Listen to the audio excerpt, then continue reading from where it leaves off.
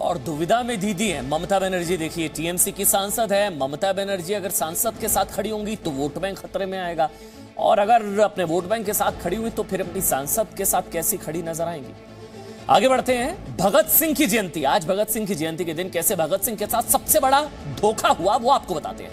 देखिए, आज भगत सिंह की 113वीं जयंती है और आज भगत सिंह की जयंती पर ये देखिए उनके नाम पर ट्रैक्टर वाला टॉर्चर, ट्रैक्टर को आग लगा दी गई भगत सिंह के नाम पर, विरोध के नाम पर, किसानों के नाम पर। मतलब ये भगत सिंह के साथ सबसे बड़ा धोखा हम लोग कह रहे हैं। यही नहीं, कैप्टन अमरिंदर सिंह तो भगत सिंह के गांव में ही जाकर धरने पर बैठ गए। उन्होंने कहा कि मेरा ट्रैक्टर मेरी मर्जी में जलाऊं। हालांकि हैरान कर देने वाला बयान उन्होंने किसानों को आईएसआई से जोड़कर भी दिया। आप सुनेंगे, हैरान रह जाएंगे वो बयान। हालांकि सच्चाई है कि भगत सिंह के नाम पर आज कांग्रेस पार्टी कृषि बिल, बहुत ध्यान से सुनिएगा, हैरानगी यह है कि भगत सिंह के नाम पर आज कांग्रेस पार्टी कृषि बिल के जिन प्रावधानों का विरोध कर रही है खुद कांग्रेस पार्टी, 2013 में उन्हीं बदलावों को लाने का वादा अपने घोषणा पत्र में कर चुकी है।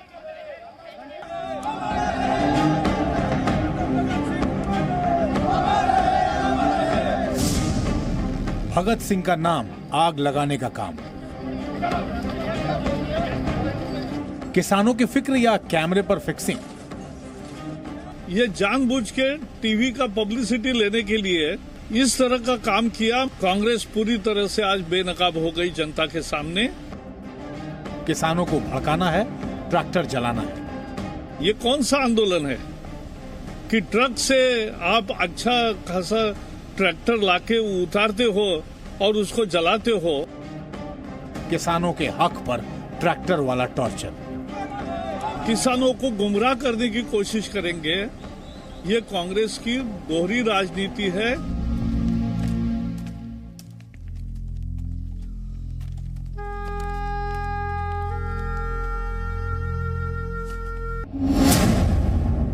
ऐ वतन हमको तेरी कसम, तेरी राहों में। भारत के महान क्रांतिकारी भगत सिंह के 113वीं जयंती पर आज ये भारत की तस्वीरें हैं। ये भगत सिंह के नाम पर देश की राजनीति की तस्वीरें हैं।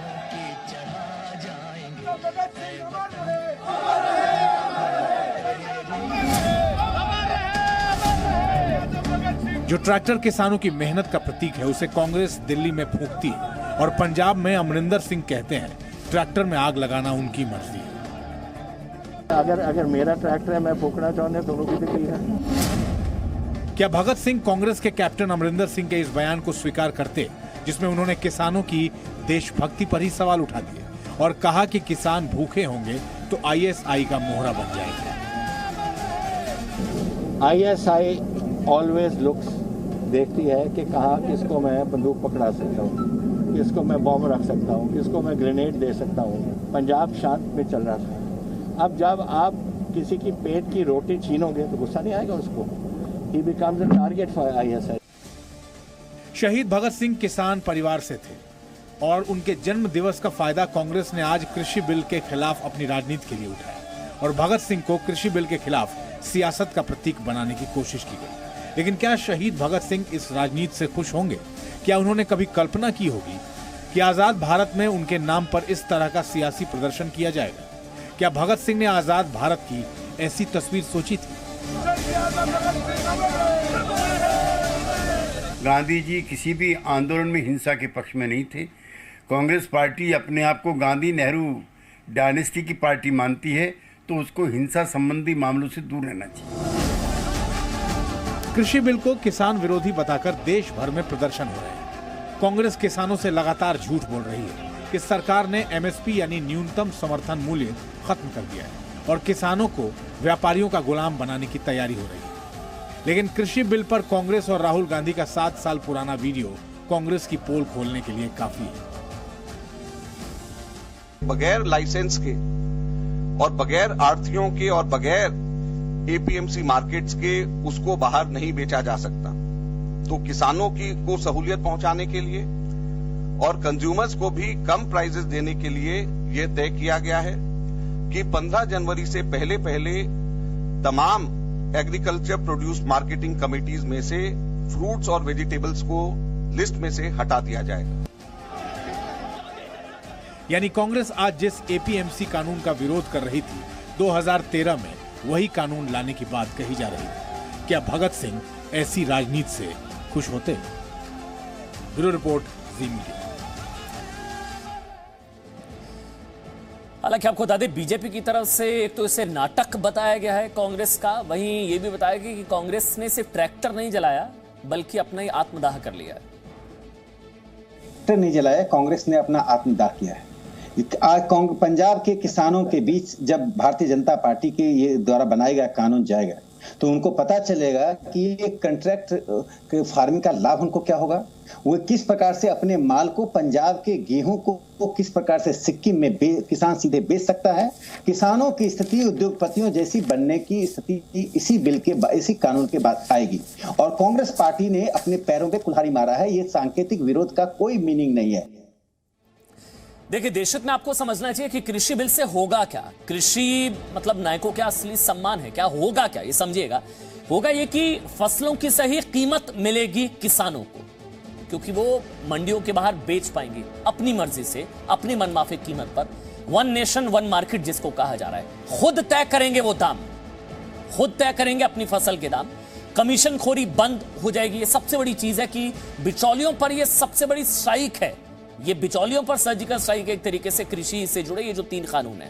मुनाफा मिलेगा, पूरा मुनाफा मिलेगा, निजी निवेश बढ़ेगा, ये सबसे इंपॉर्टेंट है। जमाखोरी बंद होगी, तुरंत भुगतान मिलेगा, क्योंकि पहले तो प्रावधान नहीं था। पहले जब एमएसपी पर होता था मंडियों में, वो अभी भी जारी रहेगा, लेकिन उसमें यह नहीं था कि इतने समय के अंदर अंदर एमएसपी का भुगतान कर दिया जाएगा। इसमें बल्कि इस तरह की डेडलाइन है कि इतने समय के अंदर अंदर आपको पूरा भुगतान करना होगा, तुरंत भुगतान मिलेगा, कर्ज का बोझ घटेगा, बिचौलिए खत्म होंगे, और सबसे इंपॉर्टेंट जो कमीशन एजेंट हैं, जो आड़ती हैं जिनको कहा जाता है, आड़तियों का वर्चस्व जो है वो टूटेगा। ये खुद कांग्रेस पार्टी मान रही थी 2013 में, लेकिन समय बदला, विरोध जरूरी है। पहले कुछ और, अब कुछ और। आगे बढ़ते हैं। यूपी में अब कैसे अपराध की इमारत गिरने लगी है वो दिखाते हैं। आपको बताते हैं कि यूपी में अपराध के खिलाफ योगी का बुलडोजर मॉडल, अतीक अहमद से लेकर मुख्तार अंसारी तक सबकी अधर्म की इमारतों पर धर्म का हथौड़ा ऐसा चला है कि अपराधी और बड़े बड़े गैंगस्टर गले में माफीनामे की तख्ती टांग कर थाने सरेंडर पहुंच रहे हैं, थाने सरेंडर करने पहुंच रहे हैं।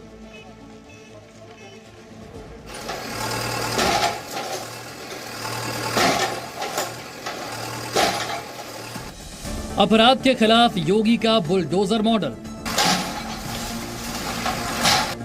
अतीक हो या मुख्तार, अतिक्रमण पर बुलडोजर प्रहार। यूपी में गिरने लगी अपराध की इमारत। ये यूपी में अपराध के खिलाफ योगी मॉडल है, जहां अपराध के अतिक्रमण की इमारतें बुलडोजर से गिराई जा रही हैं और अपराधी खुद तख्ती टांग कर रोते गिड़गिड़ाते हुए खुद सरेंडर कर रहे हैं। ये यूपी के संभल की तस्वीरें हैं, जहां पुलिस के डर से ये गैंगस्टर खुद थाने पहुंचा, वो भी गले में माफीनामे की तख्ती टांग कर।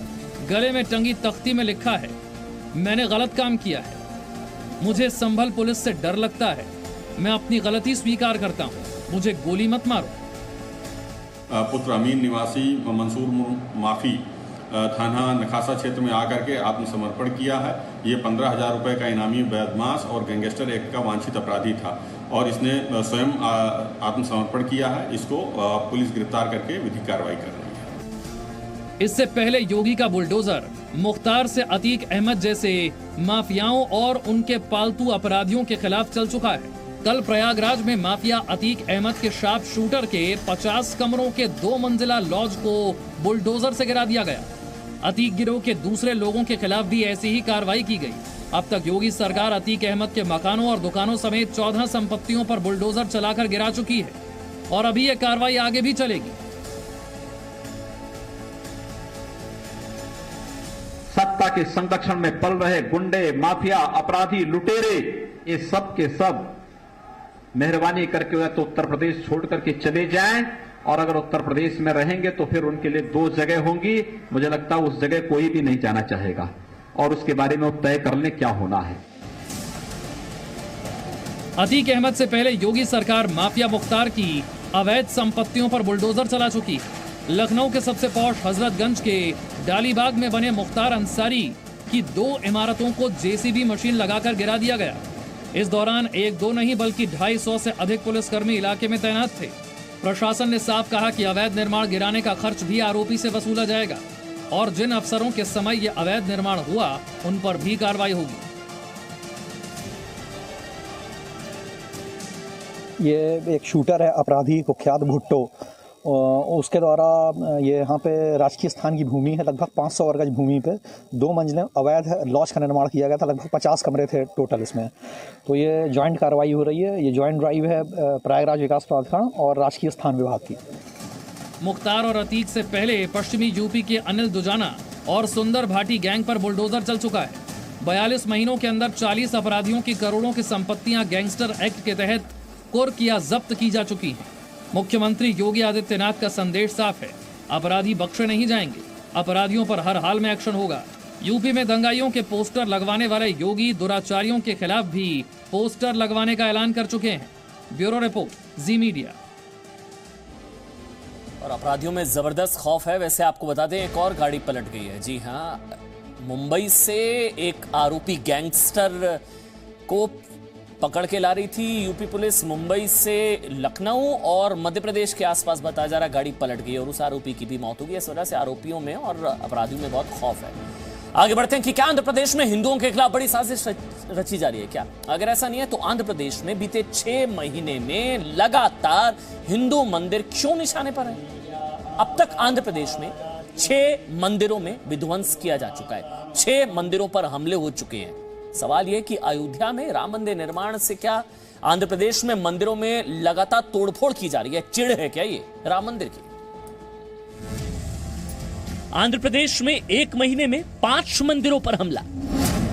राम मंदिर से चढ़कर आंध्र में मंदिरों पर हमला। कब पकड़ा जाएगा आंध्रा का बाबर? सियावर रामचंद्र की, सियावर रामचंद्र की जय सिया राम। अयोध्या में श्री राम मंदिर निर्माण से कुछ लोग कैसे बौखलाए हुए हैं। आंध्र प्रदेश के चित्तूर में उसी की तस्वीरें हैं। कुछ अज्ञात लोगों ने चित्तूर के मंगलम गांव के मंदिर में घुसकर अमंगल कर दिया। शिव मंदिर को निशाना बनाया गया। साफ है, मंदिर पर हमला आंध्र और भारत के सांप्रदायिक सौहार्द को बिगाड़ने की कोशिश है, क्योंकि आंध्र में बीते 1 महीने में अलग अलग जगहों पर 5 हिंदू मंदिरों पर हमले हो चुके हैं। सवाल यह कि आंध्र प्रदेश में जगन मोहन सरकार क्यों ऐसी घटनाएं रोक नहीं पा रही है? क्यों सिलसिलेवार ढंग से एक के बाद एक मंदिरों पर हो रहे हमलों का पैटर्न पुलिस को नहीं दिख रहा है? क्यों सांप्रदायिक सौहार्द बिगाड़ने की कोशिश पर ऐसी चुप्पी है? आंध्र में लगातार मंदिरों पर हमले की घटनाओं पर विपक्ष का आरोप है कि जगन मोहन सरकार अल्पसंख्यकों के तुष्टीकरण में लगी हुई है, इसलिए लगातार ऐसी घटनाएं हो रही हैं और राम मंदिर से चिढ़े लोग आंध्र में हिंदू मंदिरों को निशाना बना रहे हैं। सवाल यह कि आंध्र में मंदिर तोड़े जाने की कुछ घटनाएं सीसीटीवी में भी रिकॉर्ड हुई, फिर भी अभी तक किसी भी मामले में किसी की भी गिरफ्तारी क्यों नहीं हुई है? ब्यूरो रिपोर्ट, जी मीडिया। तो कब पकड़ा जाएगा आंध्र का बाबर? वैसे राम मंदिर के ऐतिहासिक फैसले के बाद अब 30 सितंबर, ध्यान रखिएगा, 30 सितंबर को बाबरी विध्वंस पर ऐतिहासिक फैसला आने वाला है। 1992 में बाबरी ढांचा गिराने के बाद एफआईआर दर्ज हुई थी। विवादित ढांचा गिरा जाने के बाद एफआईआर दर्ज हुई थी, जिसमें पूर्व उप प्रधानमंत्री लालकृष्ण आडवाणी, उत्तर प्रदेश के तत्कालीन सीएम कल्याण सिंह, उमा भारती, मुरली मनोहर जोशी जैसे बड़े नेताओं को आरोपी बनाया गया था। लगभग 27 साल बाद 30 सितंबर को सीबीआई की विशेष अदालत इस मामले में अपना फैसला सुनाने वाली है। 30 सितंबर फैसला आने वाला है। इस फैसले को भी आजाद भारत के सबसे बड़े फैसलों में से एक माना जा रहा है। इस केस में कुछ 49 आरोपी बनाए गए थे, जिनमें से अभी सिर्फ 32 जीवित हैं। इस मामले में आरोपी बनाए गए रामविलास वेदांती ने कहा है कि उन्हें कोई भी सजा मंजूर है और ये फैसला अब आने वाला है 30 तारीख को, परसों। तो अगर आप हैं मिठाइयों के शौकीन तो आपके लिए हमारी अगली खबर बहुत जरूरी खबर है। अब मिठाइयों पर भी एक्सपायरी की तारीख होगी, ठीक उसी तरह जिस तरह दवाइयों पर एक्सपायरी की तारीख लिखी होती है।